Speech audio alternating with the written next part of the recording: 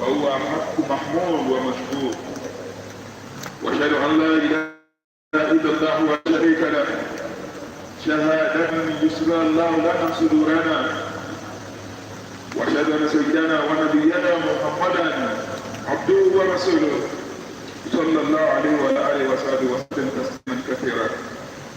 عباد الله، إن الله تبارك وتعالى يقول: شهر رمضان الذي أنزل فيه القرآن هدى للناس وبينات من الهدى والفرقان. يا أيها الذين آمنوا اتقوا الله وقولوا قولا سديدا يصلح لكم أعمالكم ويغفر لكم ذنوبكم، ومن يطع الله ورسوله فقد فاز فوزا عظيما. We thank Allah. Now we are grateful to the one who has made the month of Ramadan as the leader and the first and the most honor, most sacred of all the months, and it is His. We thank Him for this honor. We ask for His help and for His forgiveness, because He is the one that deserves to be thanked and to be appreciated at all the time. We testify that there is no deity worthy of worship beside Allah, the one, the unique, whose testimony used to open hearts and cleanse the hearts. That His messenger and servants, peace and blessings of Allah be upon him, those who follow him, members of the household until the day of Qiyamah. O servant of Allah, Allah tells us that the month of Ramadan is the month in which Quran was revealed. The word, if you do this, Allah will cleanse you that follow Allah and His messenger, and will give you the lesson of all the game.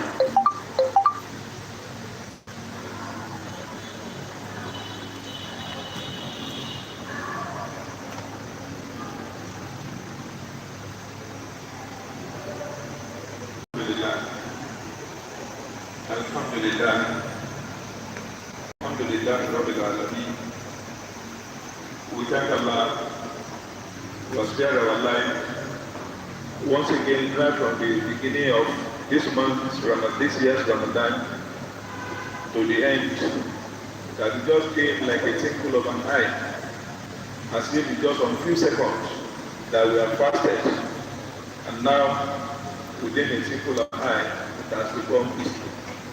We are talking of Ramadan again. We are talking of the next one, perhaps in the next 1 year. But for this year, no matter what we do, it is now history. Now that is why the topic of my sermon today is after Ramadan, what's next? Ramadan has come and gone, like I've said, just like the twinkle of an eye. Unlike any other thing, Ramadan came with its own aim, purpose, and objective. And Allah summarized His own aim and objective as ma'alakum tattaqun, so that you can attain taqwa, so that you can be pious, so that you can have piety. Allah said that is the essence why He has introduced fasting. But the question is piety and being pious, is it only related to Ramadan? I think we can all answer that. It is not. It is throughout our life. But what does taqwa meant to us? Taqwa here means consciousness of the meanness of Allah omnipotently. That is, that all the time, the way we used to experience fasting, that God is with us. Fast, even when we break it, our conscience will not leave us alone. That everything we want to do, we monitor it to be in ourselves, within ourselves, and for ourselves. Ramadan has also come with its own blessings and dressing. The blessings of Laylatul Qadr, that is more than 1 night. And some those who know mathematics say that is about 82 point something years. That if you are blessed for 82 years, I think that is enough in what is called the blessing. Also, the blessing of the recitation of the Quran are part of the blessings that we have learned through the month of Ramadan, and the blessing of unqualified generosity. Most of us become generous during that month of Ramadan. And we should make sure that that generosity that we have learned during the month of Ramadan, the blessing of compassion, is one thing that we have also do. We have also attained. You want other people to be happy. That thing because of Ramadan. Do not forget, Ramadan is not the end of itself, but it is a means to an end. What lands in Ramadan, most of the time, and all the time, during the month of Ramadan, we do not want a minute to pass without us having Allah in our mind and relationship with our fellow creatures is equally there. And most importantly, the love that we have for ourselves, that relationship with ourselves, is one of the greatest things that we have achieved during the month of Ramadan. Ramadan has also come with its own dressing, the dressing of Taraweeh prayers that we are used to during the month of Ramadan. We should not allow it to go. It takes another name when there is no more Ramadan. It becomes Tahajjud. It becomes Qiyamul Layl, and those that we should continue with it. The dressing of two sessions, we listen to Quran being read, or we read it by our, or with all this which we are doing during the month of Ramadan, we should understand that we are actually passing through a training institute. We are planning things now that Ramadan has gone. In short, Ramadan has come as a school. It means what we have learned in Ramadan must be strictly adhered to. The generosity and so many other things which we have been doing, we should not allow it to go. What have we learned? Some of the things we have learned in Ramadan is goodness. We want to be good to ourselves. We want to be good to our family. We want to be good to Almighty Allah. And we want to be good to every creature around us. And we have learned patience. Take it. Even when you are not when you are hungry, you are going to fast for 60 more days.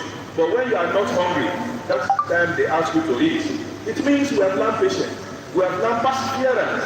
And all those things go when Ramadan is no more there. And obedience to Allah is one of the greatest things which we have done during the month of Ramadan.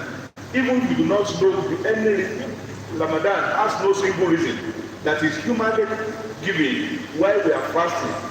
The mere fact that Allah has asked us to worship Him by fasting, it's enough for us to be happy because we are obeying Almighty Allah. Allah said, this is what I want, and we agree without any questioning. It's enough for us to be happy, and it's enough for us to continue to do more about that. And also, we have learned how to do more ibadah. It's only the Quran they will do. They will go to where they are reading the Quran. Some they will be doing themselves. Some even for their family, they will discuss some verses of the glorious Quran together. And some family, they will come together. Most of the time, all these to us as Muslims, they are all moving together under ibadah. And now that Ramadan is going, we will not allow it to go from us. We have also learned closeness to Allah. We have also learned love for halal thing, that no matter what is happening, a Muslim through the month of Ramadan will always be conscious of what goes into his mouth. And that time, the scholars will be hearing so many questions. Can your girlfriend cook for you during Ramadan? Can you take food from somebody married? Because everybody is concerned about halal. That you want to take halal when you're fasting, and that should not end with Ramadan. The way you are so conscious of what enters your mouth during the month of Ramadan, we should not allow it to go. We should continue to maintain that. We learn to live peacefully among ourselves. During Ramadan, the Prophet was supposed to have told us that when somebody goes to tell somebody that is insulting and abusing you, you tell that person, I am a Muslim. Whatever you have done, I forgive you because I'm a Muslim. And us has gone. The reason why we should know that the more, as much as we love to have Ramadan, it's the same thing about our life. That all those things are going to be permanent. Quran tells us, Ayyamu Ma'dudat. It is for a number of days. That the food you put in your mouth, that is very sweet, no matter how much you throw it is something that is bitter. No matter how bitter it is, It will not stay permanently on your tongue. It means you have to go at a certain time. The same thing with the challenges which you are facing in life. If you think that certain things which you are looking for you have not, if you think that your life has been misery, if you think that everybody has abandoned you, you should understand that all that thing will not last. Quran tells us, "Ajama my death." It is for a matter of days that you should definitely. If you don't leave it, it's going to leave you. And we should also know that our life also is just for a specific time. It means we should continue to do good. If somebody asked the scholar, he said, "When can I be doing?" The scholar asked, "It's very easy. You should be doing good the day that you are going to die. That is the day you must be doing good." The man asked the scholar again, he said, "How do I know the time that I'm going to die?" He said, "It means you have to start doing good now, because only know the time that you are going to die. If you wait until that day that you want to die, don't forget, those who plan to worship God by 12 p.m., they always die by 11:59. So we have to be very careful that you do not wait for any time. It is now that you must continue to do good. Do not postpone it. Only Allah knows those who will be there tomorrow. Allah says the one who knows, those of you that will go early and those that will remain. And also, because of Ramadan, we have learned one thing: the joy of that timing, which we have just discussed. That the timing, it means nothing is permanent in our life. Now that Ramadan has gone, Almighty Allah has just tested us with Eid al-Fitr. How we do not know that Eid al-Fitr is actually the test from Almighty Allah. Allah wants to see what we have learned during the 29 or 30 days of Ramadan. Have we learned anything? If you notice that Eid al-Fitr is one Eid that has so many technicalities in it. They will say, one, you come to the mosque. Before you come to the mosque, you must eat something. It is highly important that you do not know how much Allah is actually testing you. And when you get to the mosque, in other Eid, they will, like Juma prayer now, before the prayer.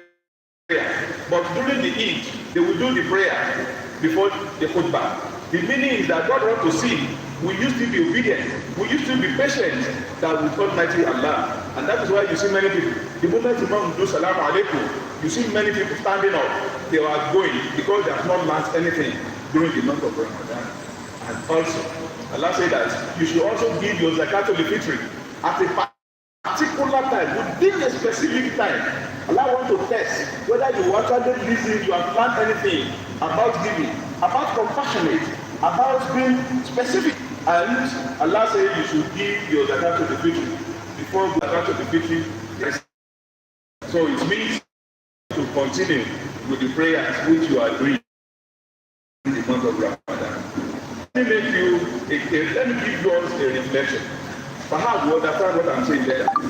If you go to university to read law or to read medicine, and at graduation, the law school, let's say it's just only for law again, that if you come out and you have your results, already you are a lawyer. But is it enough for you after the graduation that you brought a case to defend a particular litigant, and you are told to defend your class? You dress, you wear your kaftan, and perhaps you wear your Baba Riga to court. You are not dressing like a lawyer. And when the judge was asking you something, you stand up to talk. That judge will ask you to go out because you are not a lawyer. They will ask, but you have learned of this thing. You went back to the things that we usually do without considering what you have learned during the month of Ramadan. Already, you have been that. You have thrown it away. Since you have thrown it away, it's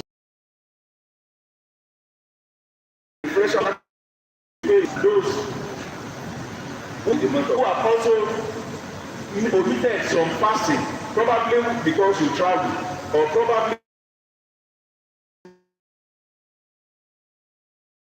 Allah did not ask you to of Ramadan and follow it with 6 days of and do not forget the Tahajjud. A scholar, anybody who is looking for anything, At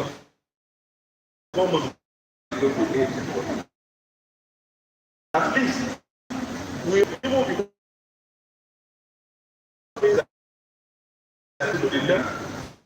it is waiting for 1415 of Islamic calendar, the one that is called AL-HABIBIYYAH, is also there. They are doing well. You will be happy. The people around you will be happy. And that the moment I'm giving you the opportunity to be in a position, you have to forget, because perhaps you might not be there. You should know that it is by mercy that you might find yourself. Do not make revenge. Those who offended you, forgive them. They become your slave till the end of the world. But if it falls into your hand, if you decide to take revenge, it will drift you away from being just towards them. What they deserve, you might deprive them. When you deprive them, then you might be sinning. And when you are sinning, all what you have will be destroyed before Almighty Allah. Quran you should know that the leaders do, but they have things that when Allah wants to guide you. Now I've learned a lot of lessons during this month of Ramadan. We should allow guide us the Quran. Since we still have the Quran, we pray Almighty Allah to give us long life, so that we will have many more of these in our life, and we will have a lot of fasting before Almighty Allah, and they accept it from each and every one of us. That all what we have done during this last month of Ramadan, we pray Almighty Allah to accept it from each and every one of us. That Allah should not throw it back to us as if in our Ramadan, to clean all the sins which we have committed, if we avoid all the great sins. وإيتاء ذي القربى وينهى عن الفحشاء والمنكر and you to campaign, he forbid all sinful deeds, injustice and rebellion. He instructs you that you may لا تدعي ذنبا إلا غفرته ولا هم إلا فرجته ولا ضل إلا هديته ولا عسير إلا يسرته برحمتك يا أرحم الراحمين. ربنا لا تزغ قلوبنا بعد إذ هديتنا وهب لنا من لدنك رحمة إنك أنت الوهاب. ربنا لا تزغ قلوبنا ربنا إنك جامع الناس ليوم لا ريب فيه إن الله لا يخلف الميعاد. سبحان ربك رب العزة عما يصفون وسلام على المرسلين والحمد لله.